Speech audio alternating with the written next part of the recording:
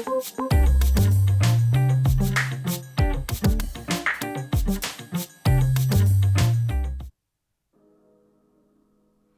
day and welcome back to the Family Cyber Clinic. This week we're revisiting a topic we shared 2 years ago, screen time and the impact that it has on our kids.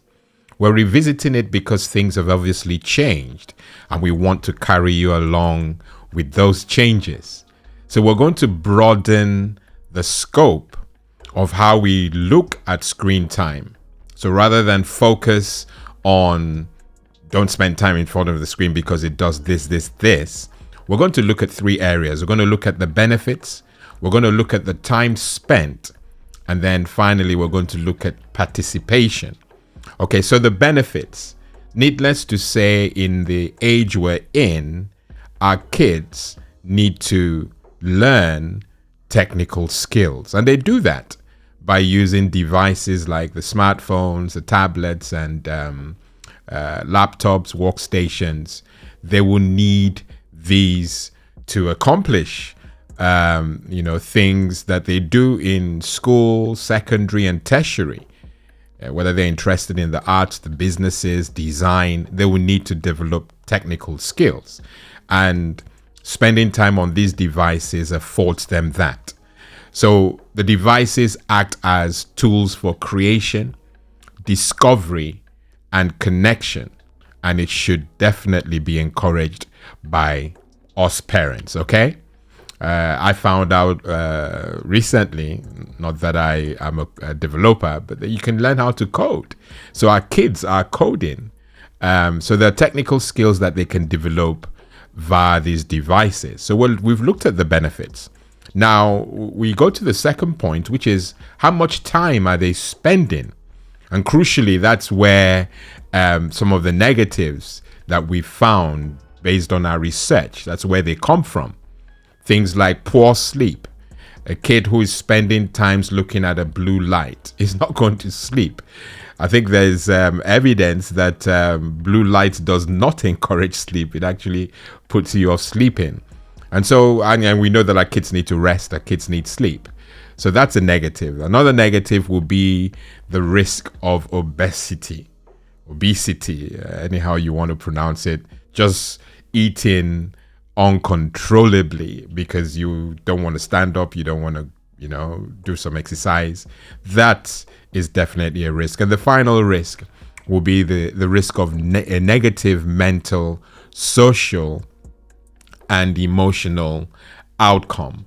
And that is something that we need to move away from. We need to make sure that they're engaging themselves and they're excited in their minds and they're not staying isolated. And those are the things that we definitely need to place or put more attention on. Okay.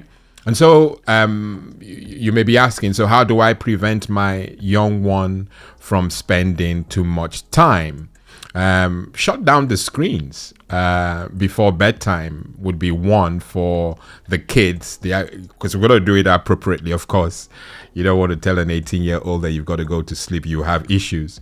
But based on age, they need to put off these devices before bedtime, because as like I said, the blue light does not encourage sleep. It actually keeps people awake. The second point will be don't swipe or use your devices whilst you're having a meal with your family. That's definitely frowned upon in the clinic. There's a place and there's a time. So don't be clicking and looking down at your screen when you're supposed to be eating and spending quality time with your family. The third will be don't let the kids spend all their free time indoors on these devices. You have to have some sort of break in between where they can go out and get creative, get some fresh air. I know that some schools that I visited recently have during the break time, they encourage the kids to go outside and take in fresh air, mix it up. That will definitely help cut back on the negatives associated with too much time spent looking at the screen. Okay, and then finally, we talk about participation, and that is family time.